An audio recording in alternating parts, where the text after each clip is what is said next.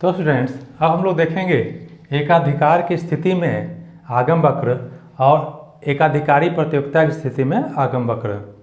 तो पहले हम लोग मोनोपोली में देखते हैं कि इसमें आगम वक्र कैसा होता है और टीआर क्या होगा हमारा इसमें। क्योंकि एकाधिकार की स्थिति में एक फर्म अपना उत्पादन करती है और वही कीमत का निर्धारण भी करती है। तो एकाधिकार की स्थिति में यदि फर्म को अपना ज़्यादा मात्रा में उत्पादन को बेचना है तो वह कीमत को कम करेगी, क्योंकि जैसे जैसे वो कीमत कम होगा उसकी वस्तु की मात्रा की मांग बढ़ती जाएगी। कीमत ज़्यादा होने पर वह कम वस्तुओं को बेच पाएगा, वह अपने कम उत्पादन को बेच पाएगा। यहाँ AR ही मांग वक्र है। तो जैसे जैसे कीमत घटेगा, उत्पादक अपनी कीमत को कम करेगा, वह ज़्यादा मात्रा में वस्तुओं को बेच पाएगा। तो यहाँ हम लोग देखेंगे कि AR वक्र जो होता है वो MR वक्र से ऊपर होता है, क्योंकि सीमांत आगम वक्र तेजी से नीचे गिरता है AR के अपेक्षा।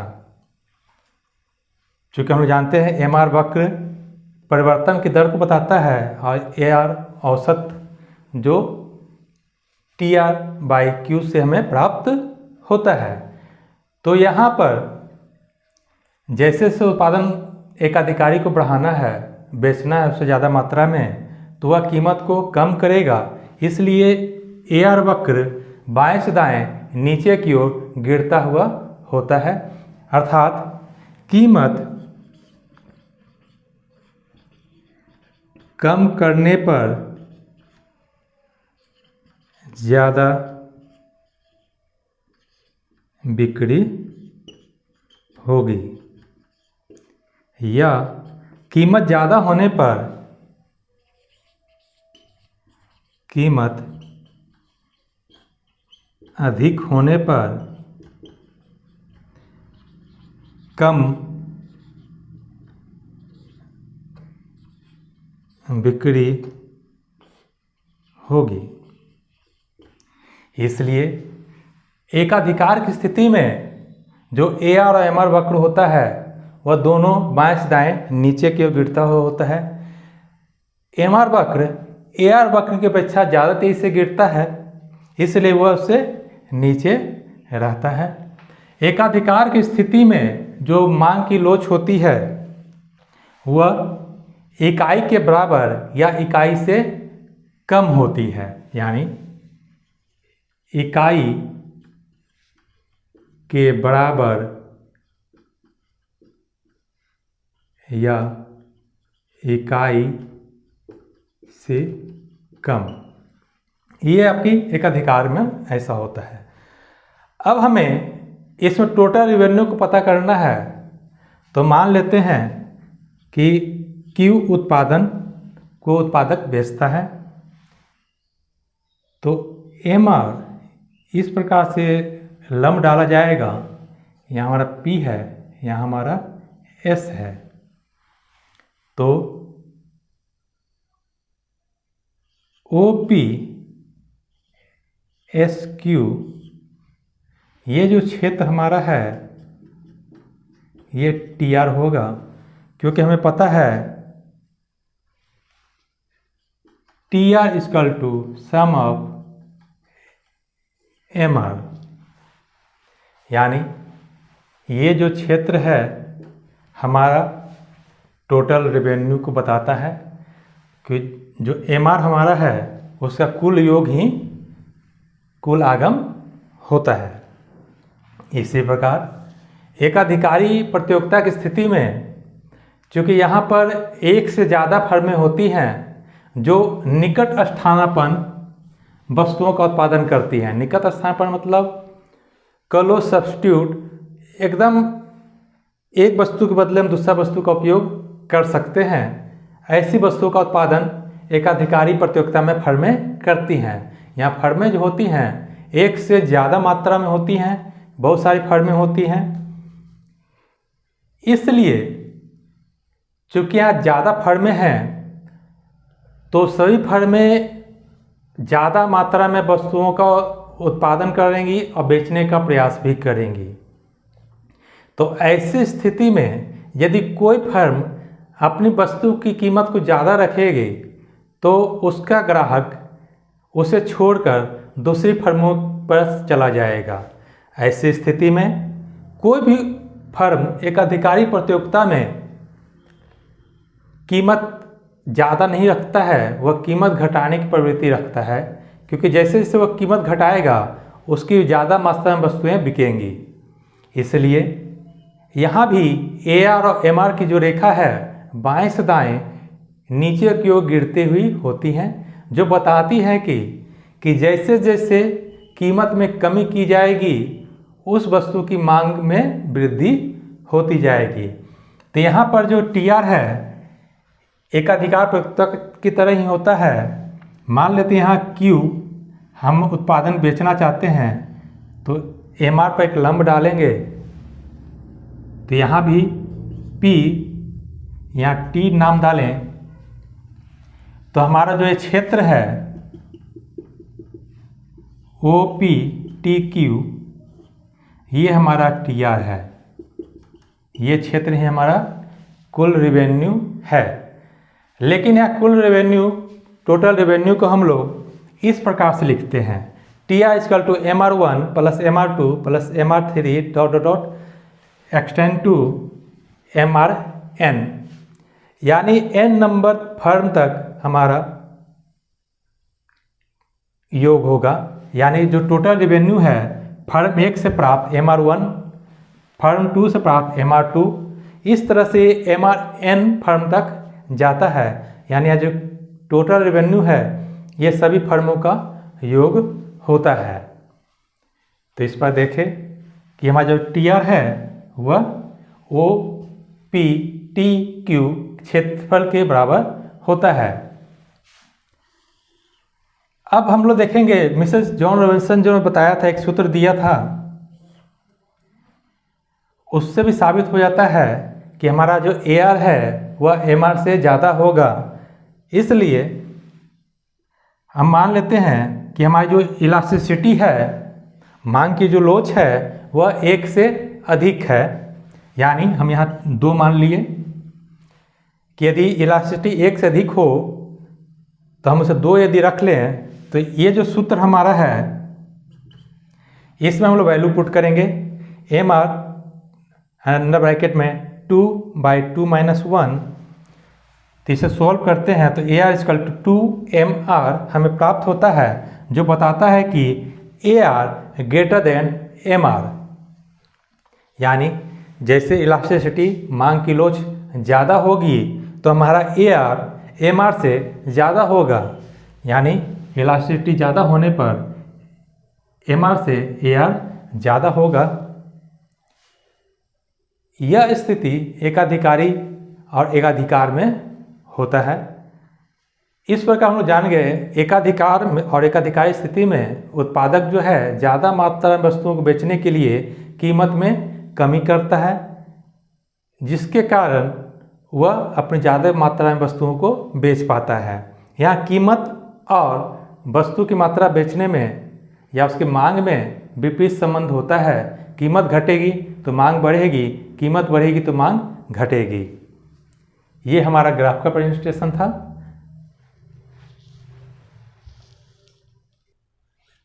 अब हम लोग तालिका के द्वारा और ग्राफ के द्वारा अपूर्ण प्रतियोगिता की स्थिति में, यानी एकाधिकार और एकाधिकारी प्रतियोगिता की स्थिति में TR, AR और MR के बीच के संबंध को देखेंगे। तो यहाँ हम लोग देख रहे हैं कि ये क्वांटिटी हमारी है, ये बिक्री की मात्रा है, 1 इकाई, 2 इकाई, 3 इकाई करके 12 इकाइयों तक लिया गया है। चूँकि हम जानते हैं कि उत्पादक को एकाधिकार और एकाधिकारी की स्थिति में जैसे जैसे ज़्यादा मात्रा में उसे उत्पादन को बेचना है तो उसे कीमत को कम करना पड़ेगा, उसका इसमें दिखाया गया है। तो हम लोग अध्ययन करें यदि, तो जब पहली इकाई क्वांटिटी की बिक्री होती है तो जो टोटल रेवेन्यू है वो 20 है, एवरेज रेवेन्यू 20 है और मार्जिनल रेवेन्यू भी 20 है। चूँकि AR बराबर हम लोग जानते हैं TR/Q होता है, इसलिए इकाइयों से भाग देने पर हमें ये प्राप्त होगा। MR परिवर्तन चेंज को बताता है।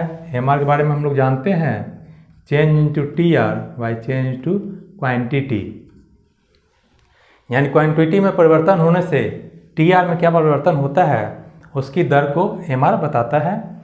तो पहली इकाई के लिए जब कुल रेवेन्यू 20 है, AR भी 20 है और MR भी 20 है, लेकिन जैसे जैसे मोनोपोलिस्ट और मोनोपोलिस्टिक कंपटीशन में जब इकाइयों को ज़्यादा मात्रा में बेचना है तो कीमत में कमी की जाती है।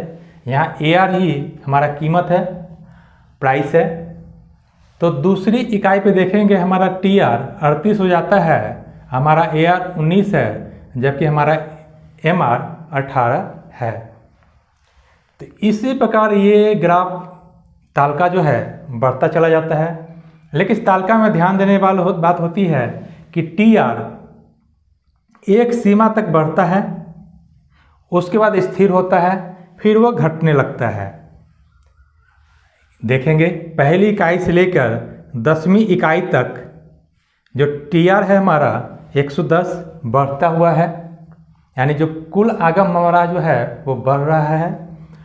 11वीं इकाई पर भी कुल आगम 110 ही होता है, यानी इस स्थिति में वह स्थिर हो जाता है, अपने मैक्सिमम पॉइंट पर पहुंच जाता है। उसके बाद 12वीं इकाई पर यह घटकर 108, यानी अब TR में कमी होने लग गई। इसका रीज़न ये है कि जो हमारा MR है, जो सीमांत आगम है, वह घटता है, फिर शून्य होता है, फिर ऋणात्मक हो जाता है। जैसे जैसे इकाइयों की बिक्री करते जाएंगे MR में कमी आती है, वो कमी होते होते शून्य तक पहुंच जाता है। इसका मेन रीज़न है कि जो हमारा प्राइस है, उत्पादक अपने ज़्यादा मात्रा में वस्तुओं को बेचने के लिए कीमत में कमी करता है। तो जो एक प्रति इकाई वस्तु की जो कीमत है वो देखे 20, 19, 18, 17, 16, 15, 14 करके ये घटता हुआ 9 तक पहुंच जाता है, यानी जो कीमत में कमी हो रही है, एवरेज रेवेन्यू घट रहा है। उसी के कारण MR भी तेजी से घटता है। चूँकि हम जानते हैं TR = सम ऑफ MR, यानी जो TR है वह सीमांत आगम का योग होता है।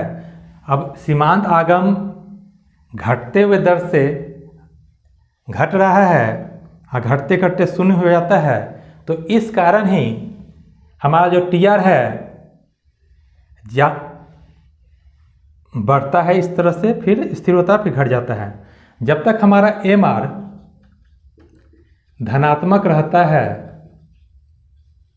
तो हमारा जो TR है वह बढ़ता हुआ रहता है, यानी जब MR धनात्मक होगा तो TR हमारा बढ़ता रहेगा, क्योंकि MR का योग ही TR है। ये पहली स्थिति हो गई। दूसरी स्थिति है जब MR हमारा घटते घटते शून्य हो जाता है तो हमारा जो TR है वह अपने अधिकतम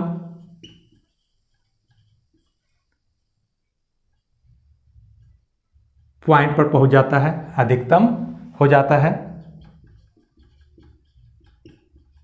यानी यहाँ 110 की स्थिति। अब तीसरी स्थिति होती है जब MR ऋणात्मक हो जाता है तो हमारा TR भी घटने लगता है। तो ये हमारा 3 संबंध होते हैं MR और TR के बीच में कि जब MR धनात्मक होता है तो TR बढ़ता रहेगा, जब MR शून्य हो जाएगा तो TR अधिकतम हो जाएगा, और जब MR ऋणात्मक होने लगता है तो TR हमारा घटने लगता है। तो इसको हम लोग अब ग्राफ के रूप में देखें तो यहाँ देखेंगे हमारा AR जो मांग वक्र है, जो कीमत में परिवर्तन को भी बताता है कि कीमत जैसे जैसे घट रही है हमारी मांग बढ़ रही है, उसके अपेक्षा मांग जो है हमारा सीमांत आगम जो है वह 23 से घटता है। यहाँ भी देखेंगे तालिका में जब हमारा यहाँ 20 से औसत आगम 9 होता है तो हमारा जो सीमांत आगम है 20 से घटकर -2 हो जाता है। यानी सीमांत आगम में जो कमी होती है वह औसत आगम की अपेक्षा ज़्यादा तेजी से होती है, जिसके कारण हमारा सीमांत आगम वक्र औसत आगम वक्र की अपेक्षा ज़्यादा तेजी से नीचे गिरती है। इस स्थिति में यह MR = 0 हो जाता है और यहाँ ऋणात्मक हो जाता है। यहाँ भी यह गिर रहा है लेकिन धनात्मक है, लेकिन घटता हुआ है। तो औसत आगम और सीमांत आगम के बीच में यह संबंध है कि औसत आगम की अपेक्षा सीमांत आगम की रेखा ज़्यादा तेजी से नीचे की ओर गिरती है। औसत आगम हमेशा धनात्मक बना रहता है, यह धनात्मक ही रहेगा। अब सीमांत आगम और कुल आगम के बीच में जो संबंध है, इस पॉइंट से लेकर जहाँ तक MR 0 होता है वहाँ तक TR बढ़ता रहता है। इस बिंदु पर TR अपने मैक्सिमम स्थिति में पहुँच जाता है, अधिकतम हो जाता है। यहाँ से यहाँ तक यह बढ़ता रहता है। जब MR 0 हो जाएगा तो TR अधिकतम हो जाएगा। जब MR 0 होने के बाद ऋणात्मक हो जाता है तो हमारा TR भी घटने लगता है, लेकिन यह धनात्मक होता है। यानी जो ग्राफ हम लोग देखेंगे TR और AR धनात्मक होता है, जबकि MR 0 भी हो सकता है और ऋणात्मक भी हो सकता है।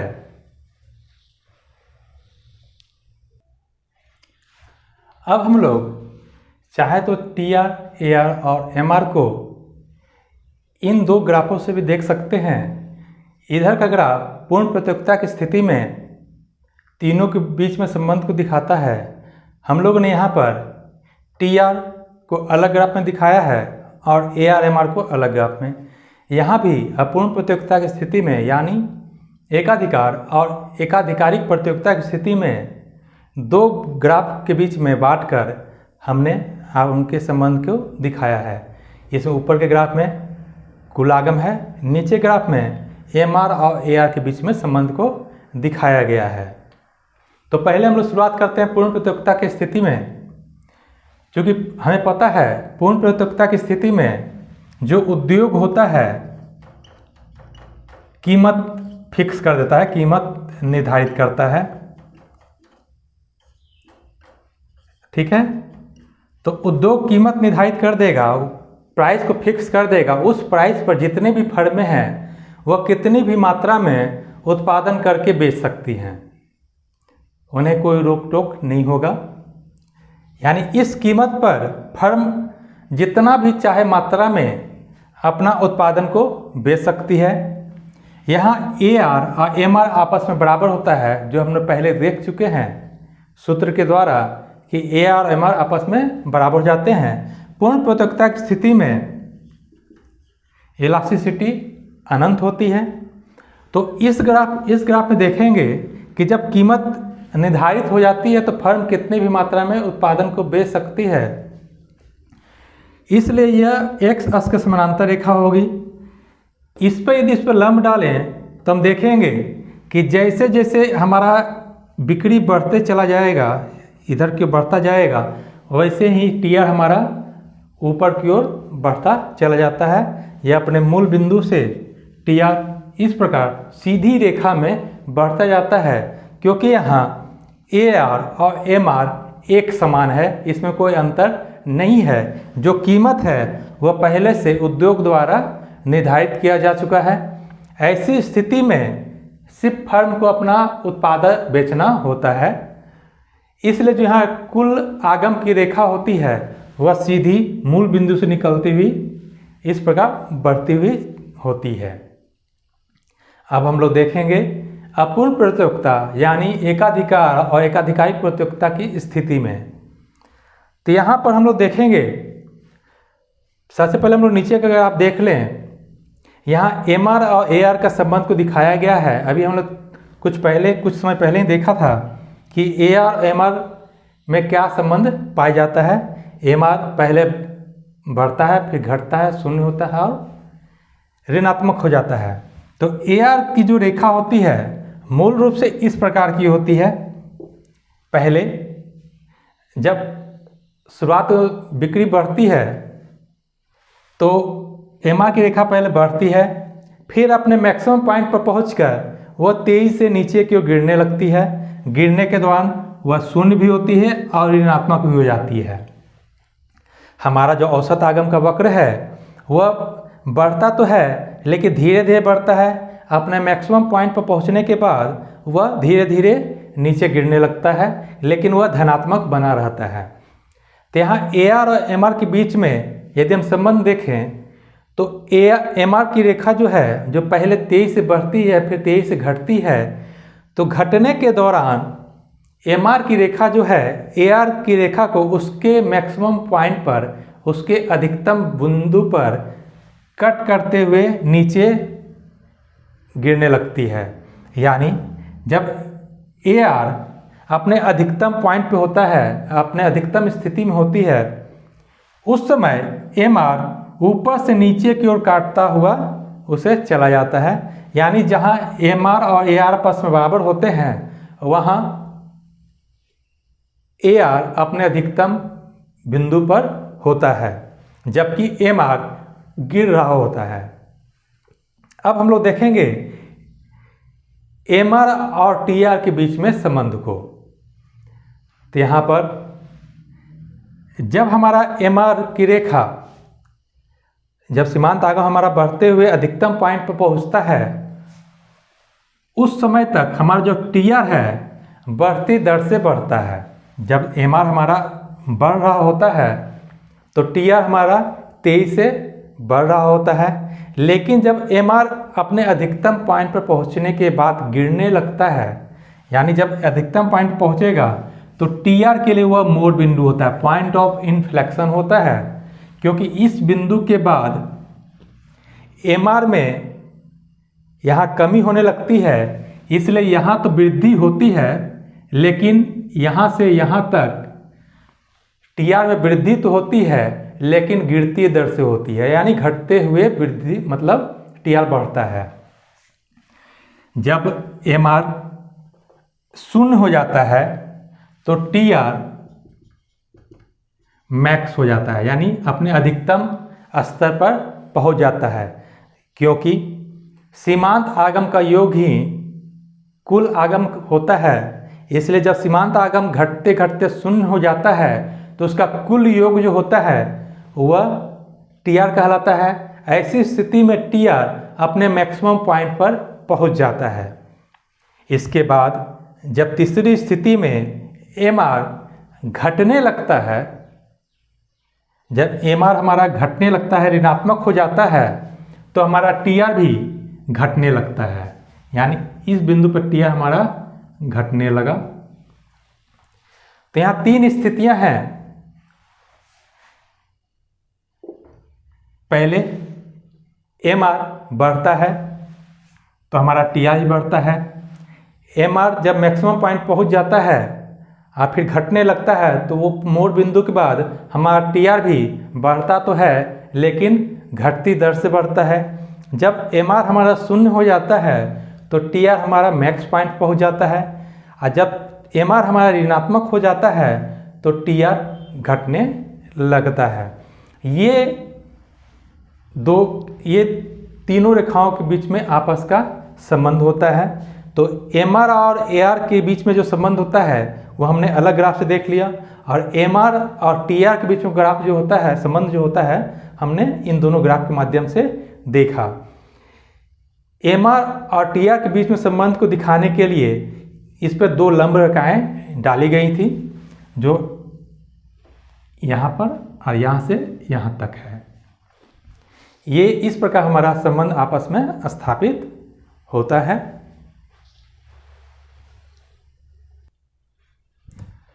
इस ग्राफ में हम लोग पूर्ण प्रतियोगिता और एकाधिकार में मांग वक्र किस प्रकार होता है उसको हम लोग देख सकते हैं, या इस प्रकार हम लोग उसे प्रेजेंट करते हैं।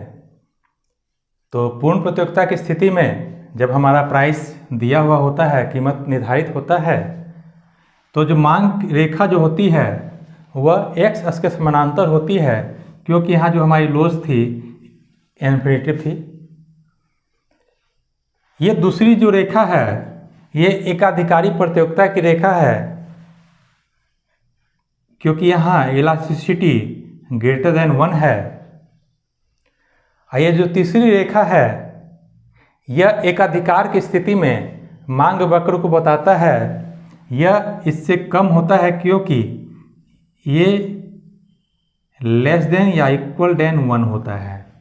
यानी एकाधिकार की स्थिति में जो मांग की लोच होती है वह 1 से कम या 1 के बराबर होता है। एकाधिकारी प्रतियोगिता की स्थिति में इकाई से अधिक होता है, और पूर्ण प्रतियोगिता की स्थिति में यह इन्फिनिटिव अनंत होता है, यानी लोच अनंत होती है। तो ये मांग वक्र